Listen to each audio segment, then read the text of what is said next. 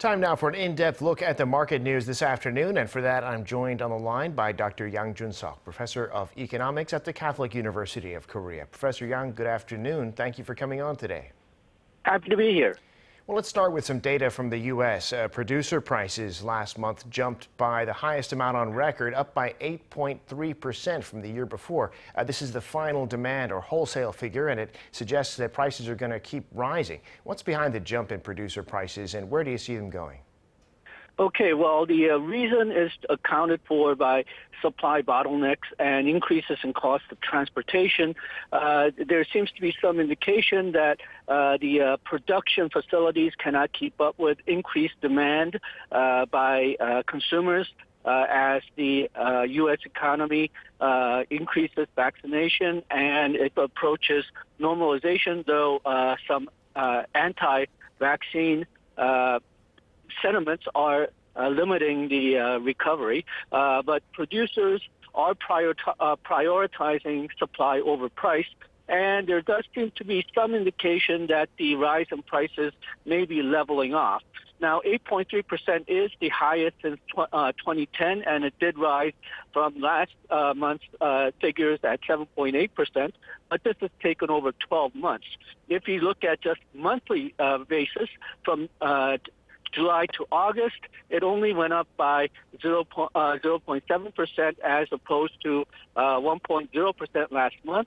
And if you only look at the core TPI that eliminates energy price changes and food price changes, then it was only 0.3%, down from 0.9% in July. Some indications that it's the transportation costs and supply bottlenecks which are responsible. Transportation and warehousing costs rose 2.8% for the month. So in that case, as the Fed has indicated, if coronavirus is under control, then likely the supply bottlenecks and transportation problems will be solved in large extent, which would then mean that inflation would be reduced to normal levels as long as people's expectations of inflation do not change. But the problem is we don't know exactly when the coronavirus will be under control, and if this inflation continues for a long time because of these supply bottlenecks and transportation problems, then people may have built up their inflationary expectations, and that would mean permanent increase in inflation, and no one really wants that. But still, the goal is to get the coronavirus under control as quickly as possible.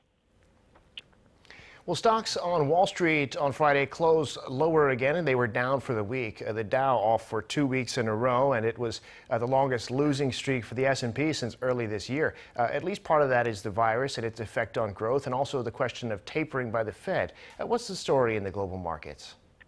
Okay, well, Dow and S&P has been continually going down since September 2nd after the disappointing August job report.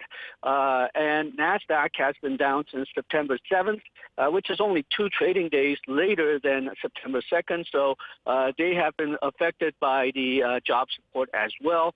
And the popular analysis of why it's continually going down is that fear that the growth is falling and Delta variant is increasing, so recovery may take longer.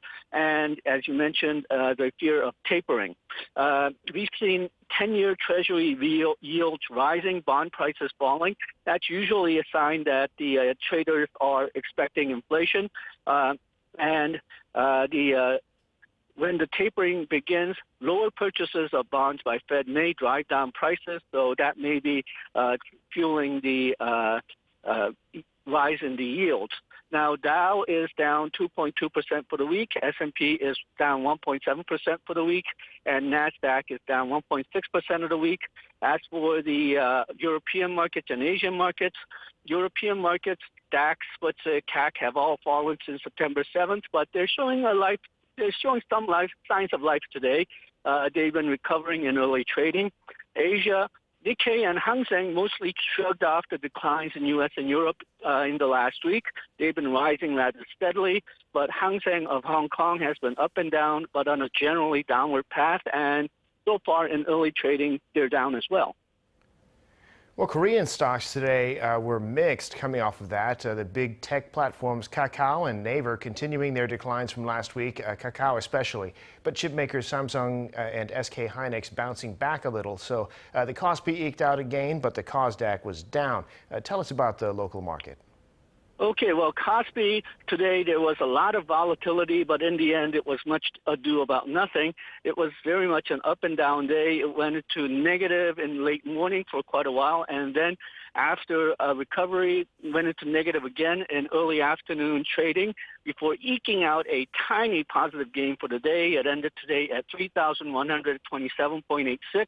It went up by 0.07%. But if you look at some of the longer trends, especially by foreign investors, there are some interesting numbers. If you look at the July current account numbers, which came out last week, there was a large decline in foreigners' stock investment on the net, minus $2.1 billion. But there was a large increase in foreigners' private and public bond purchases as well, $10.2 billion. So it seems that foreign investors have not lost confidence in Korea in general, but they may be worried about the stock market. And that pattern seems to be repeating in August. Financial Supervisory Service had a report on August foreign investment last week, and foreigners sold about 7.8 trillion won's worth of stocks and bought 1.7 trillion worth of bonds. And most of these purchases took place early in August, but August was the fourth straight month where foreigners left the Korean stock market, so they seem to be refocusing. Some of the money is going out of Korea, but a lot of the money seems to be refocusing from the stock market to the bond market. That's likely because of rise in Korean interest rates, both last month and expected in the near future, as well as possibility of tapering by the U.S. and the spread of Delta variant. But if you look at which stocks the foreigners sold during those 4 months, it was in large part Samsung Electronics and SK Hynix, as well as some popular Korean stocks like NCSoft and SK Telecom, Hyundai Motors. But now, they seem to be coming back somewhat into the market in the last few days, and they seem to be buying Samsung Electronics. Maybe they thought that they sold too many of them while they were going out of the Korean stock market. Kosdaq, it was down today. It tried to rally around 10 a.m. and 1 p.m., but did not succeed. For the Kosdaq market, individuals bought, institutions and foreigners sold. It ended today at 1,026.34. It was down 1.11%. And Professor, this week we'll have monetary data from the Bank of Korea for July, also jobs numbers from Statistics Korea, and in the U.S., retail sales for one thing. What's on your radar in the week ahead? Okay, well, for Korean numbers, on Thursday, there's a meeting between the head of Financial Supervisory Commission and various Korean financial associations. Right now, the government seems to be very keen on limiting the expansion of household debt, household borrowing. So we'll have to see whether they will continue on that path. There has been a lot of criticism because while the limiting household debt is a very laudable target, they seem to be limiting the borrowing by people who actually need the money for productive purposes as well. On Friday, Ministry of Economy and Finance will have September economic trend report. So we'll see how the economy is going relatively up to date. For foreign statistics, we have U.S. Consumer Price Index numbers coming out on Tuesday. China retail sales on Tuesday as well. On Thursday, U.S. retail sales. So those numbers will help us to see whether the global recovery will continue or fail. And on Friday, there will be U.S. University of Michigan Consumer Sentiments Index to see how the consumers feel about the near future economy. All right, Professor, we'll have to leave it there for today. Thanks so much, as always, for sharing your insights with us. We appreciate it. Thank you.